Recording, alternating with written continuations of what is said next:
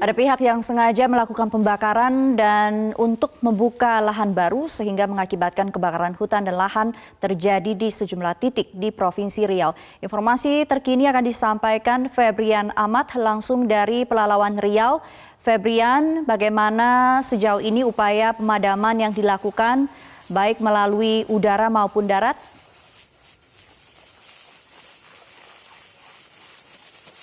Sumi, saat ini upaya yang sudah dilakukan berbagai pihak termasuk dari tim gabungan Polri, TNI dan juga BNPB serta Kementerian Kehutanan dan Lingkungan Hidup adalah melakukan penyiraman langsung di lokasi-lokasi atau titik api yang ada di Provinsi Riau, terutama tempat saya berdiri saat ini. Saya berada di Kecamatan Langgam, Kabupaten Palawan, Provinsi Riau.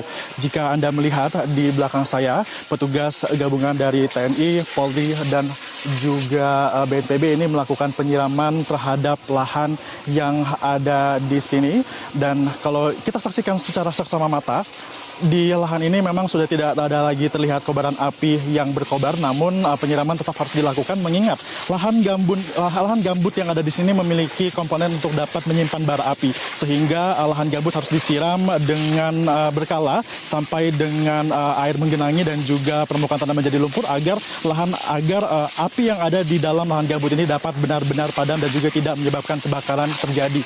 Sementara itu, jika kita melihat data yang sudah dikeluarkan pada hari ini, sudah ada sebanyak 167 titik panas yang ada di Kepulauan Riau.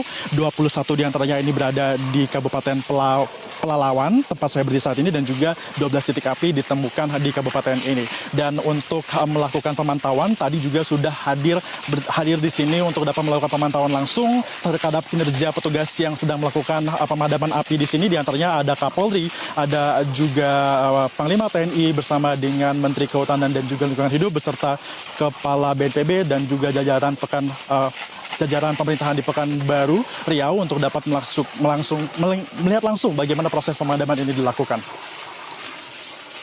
Sumi. Ya, Febrian, kita tahu 90% penyebab kebakaran hutan dan lahan ini adalah ulah manusia, kebiasaan yang dilakukan untuk membuka lahan baru. Sejauh ini bagaimana upaya penegakan hukum?